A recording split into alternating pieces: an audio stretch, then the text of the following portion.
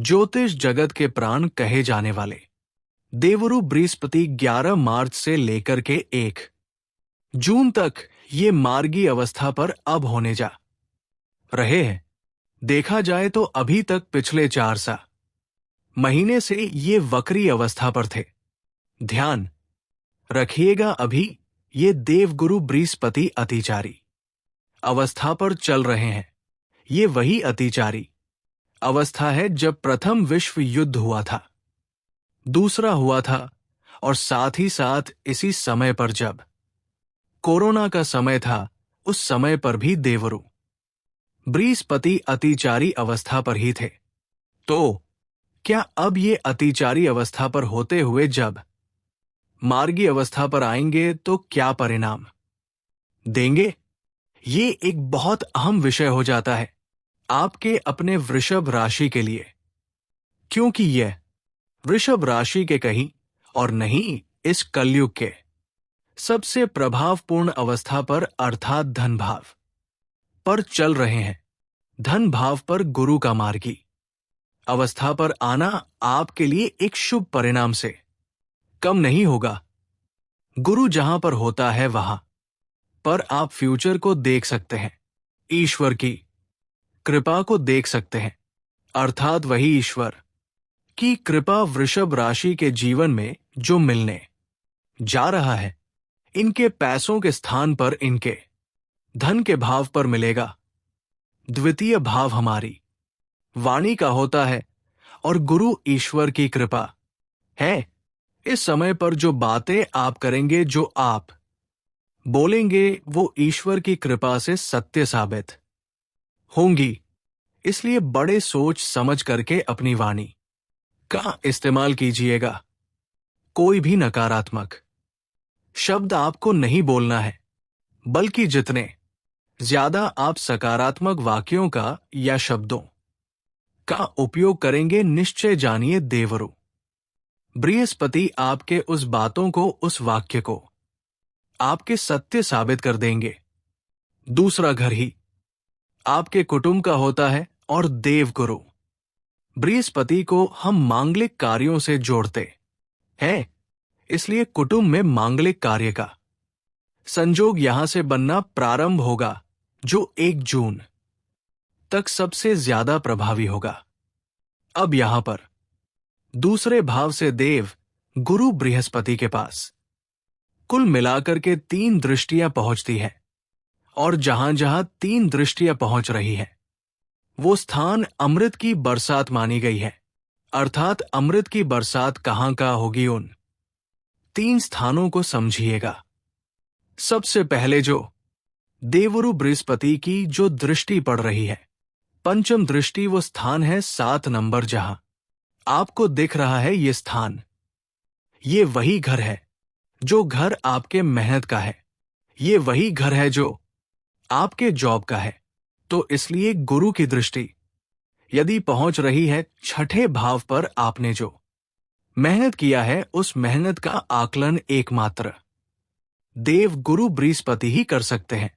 इनका द्वार वो द्वार है जिसके पास औषधि है, औषधालय है देवगुरु बृहस्पति। और शनिदेव कौन है? शनि देव के पास न्याय प्रणाली है, न्याय तंत्र है। तो जब आप कोई कर्म करते हैं ना, तब शनि देव उस कर्मों के आधार पर आपको रिजल्ट देते हैं। लेकिन देवगुरु बृहस्पति एक नैसर्गिक रूप से शुभ ग्रह है। उनको ये पता नहीं कि सामने वाला कौन है, उनको ये पता है कि सामने वाला जो श्वास ले रहे हैं, जो जीव है, अर्थात मुझे जीव कारक बनने का आशीर्वाद शिव ने दिया था, इसको मैं निहाल करूंगा, इसके जीवन को आबाद करूंगा। ठीक इसी प्रकार 6ठे भाव पर दृष्टि होने के कारण नौकरी में यदि कोई फिर से कोई जरूरी काम करना है, या नौकरी को लेकर के पोजीशन की प्राप्ति करना है, या नौकरी को लेकर के हमारा मन अशांत है, उन अशांतियों से बाहर निकल करके एक शुभ संजोग का वातावरण यहां पर कायम हो पाएगा। छठा भाव वो स्थान हो गया जो आपके जीवन का, आपके कर्जे हैं। देख कौन से भाव रहे हैं? धन के भाव से। इसलिए कोई कर्जे यदि चल रहे हैं जो कर्जे हमको परेशान कर रहे हैं।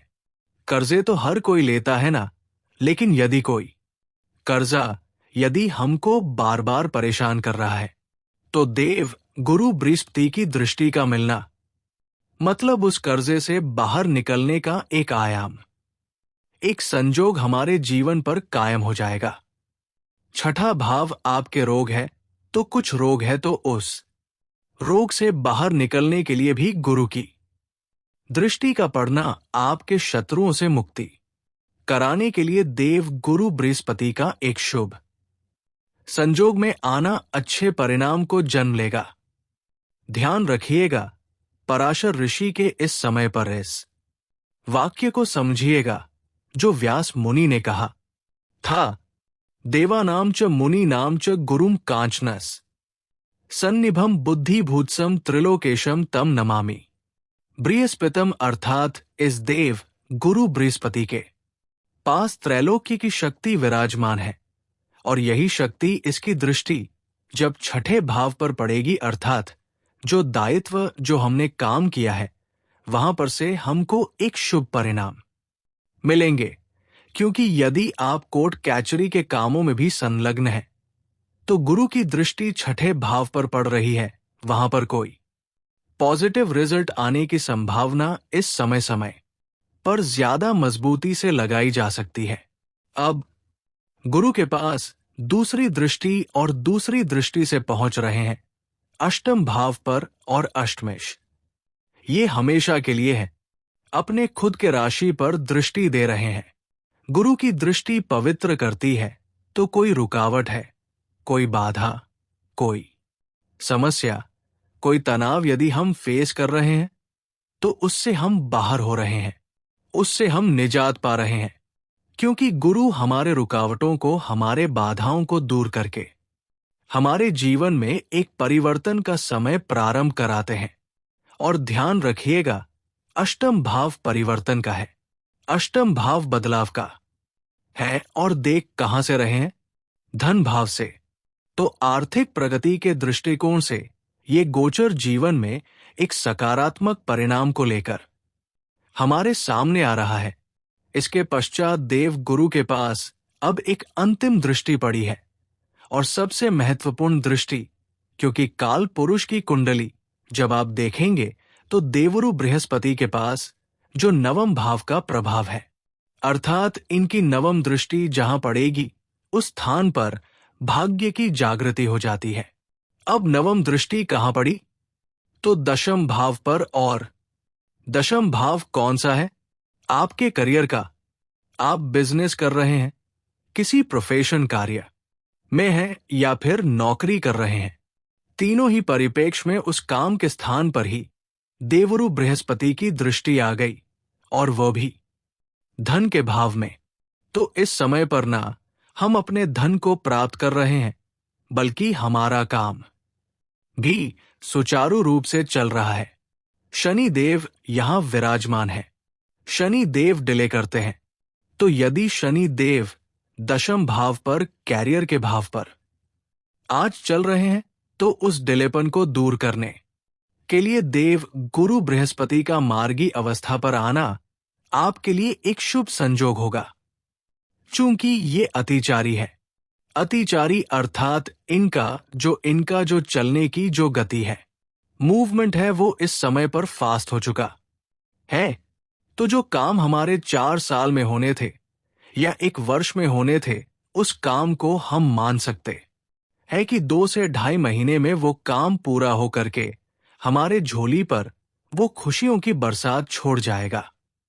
देखा जाए तो एक शुभ संकेत है द्वितीय भाव पर देव गुरु बृहस्पति का अगोचर में मार्गी होना। लेकिन एक बात भी ध्यान रखिएगा, वृषभ राशि के लिए देवरु बृहस्पति योग कारक नहीं है, तो इसलिए देवरु बृहस्पति को प्रसन्न रखने के लिए ब्राह्मणों का, संतों का आशीर्वाद जरूर लीजिएगा, क्योंकि उस स्थान पर इनका निवास माना गया है। धर्म की यात्रा तीर्थ यात्रा से देवरु बृहस्पति मजबूत होते हैं। कोई सात्विक कार्य करने से देवगुरु मजबूत होते हैं और हमारे जीवन में खुशियों की बरसात करा जाते हैं। उम्मीद है आप सब ने इसे समझा, आप सब ने इसे जाना है। यदि आपने इसे समझा है, जाना है और मेरे समझाने का प्रयास यदि आपको सार्थक लगा हो, मेरे समझाने का तरीका यदि आपको सार्थक लगा हो, तो हर बार की भांति इस बार भी अपना प्यार भरा लाइक और कमेंट करना कभी मत भूलिएगा। सब्सक्राइब जरूर कीजिएगा।